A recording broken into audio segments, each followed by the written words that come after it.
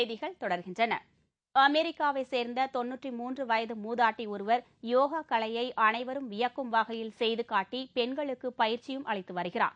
அவரது அரிய சாதனை கின்னஸ் பட்டியலில் இடம்பெற்றுள்ளது. அமெரிக்காவில் நியூயார்க் நகர் அருகே உள்ள ஹார்ட்ஸ்லேண்ட் என்ற பகுதியைச் சேர்ந்தவர் தவே போர்ச்சான் லிங்க். 93 வயதான இந்த மூதாட்டி யோகா பயிற்சியாளராக இருந்து வருகிறார். அனைத்து வகை யோகாவையும் அற்புதமாக செய்து வரும் இவர் தனது யோகா பயிற்சி நிலையத்தில் பெண்களுக்கு யோகா கற்றுத் தருகிறார். தத்ரூபமாக யோகா செய்து அனைவரையும் வியக்க வைக்கிறார். 2 கைகளை கீழே ஊன்றி 2 கால்களையும் தூக்கியவாறு தண்டால் எடுப்பது போல் நிற்கிறார்.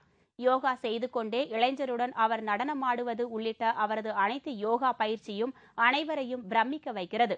தனது 8 வயதிலேயே யோகாசனம் பயின்று வயது முதிர்ந்த போதிலும் அந்த கலையை போற்றி வரும் சாதனை பெண் போர்ச்சான் யோகாவில் மட்டுமின்றி நடிப்பு, மாடலிங் உள்ளிட்ட பிற துறைகளிலும் சிறந்து விளங்குகிறார். அவரது யோகா சாதனை கின்னஸ் பட்டியலிலும் இடம்பெற்றுள்ளது. ஈக்வெடார் நாட்டில் பணப்பெட்டிகளை ஏற்றி சென்ற சிறிய ரக விமானம் ஒன்று கடற்கரை பகுதி அருகே விழுந்து நொறுங்கியதில் 2 விமானிகள் பலியானார்கள்.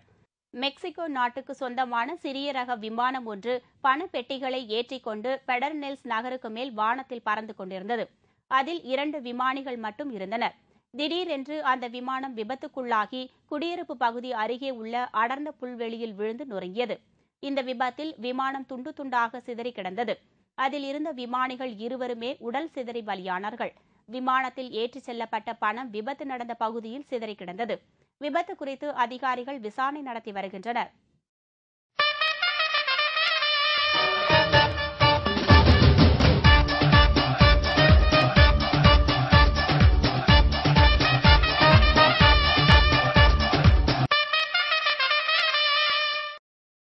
கொல்கத்தாவில் நடைபெற்ற IPL கிரிக்கெட் போட்டியில் கடைசி பந்தில் சிக்சர் அடித்ததன் மூலம் சென்னை அணி 5 விக்கெட் வித்தியாசத்தில் த்ரில் வெற்றி பெற்றது.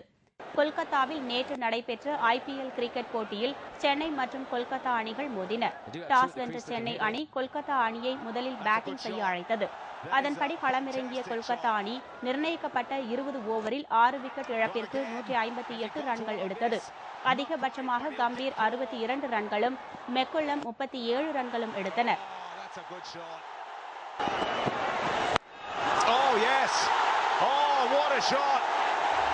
இதையடுத்து 158 ரன்கள் எடுத்தால் வெற்றி என்ற இலக்குடன் களமிறங்கிய சென்னை அணியின் தொடக்க ஆட்டக்காரர்கள் சிறப்பான தொடக்கத்தை அளித்தனர்.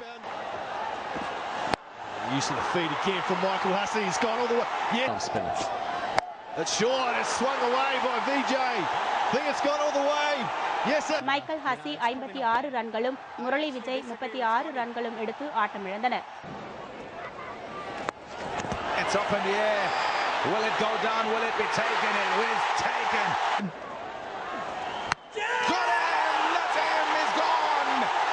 அவர்களைத் தொடர்ந்து ரெய்னா 8 ரன்களுக்கும் பிளஸிஸ் 13 ரன்களுக்கும் ஆட்டமிழக்க கேப்டன் தோனி களமிறங்கி தனது அதிரடியான ஆட்டத்தை வெளிப்படுத்தினார்.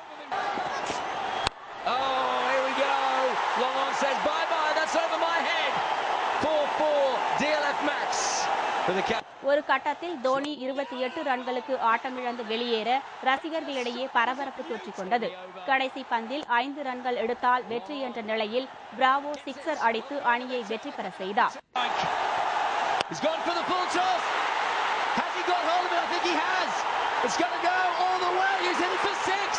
இதனால் சென்னை அணி 5 விக்கெட்டுகள் வித்தியாசத்தில் த்ரில் வெற்றி பெற்றது.